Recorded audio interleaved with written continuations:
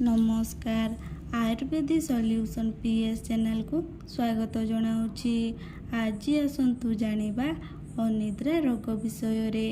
एही रोग हेले निद जमारू आसी न थाए, सेथिपाई शरीर पीड़ा हुए एवं दुर्बल लगे।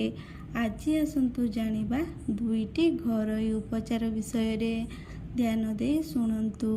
प्रथमटी हेला अश्वगंधा चूर्ण को सुखी ओजनर अल्प घी और चीनी सहित भल भाव मिसाई खाइले देखिबे जहाँ को निद हो नथिबो ताको निद शीघ्र आसीजिबो।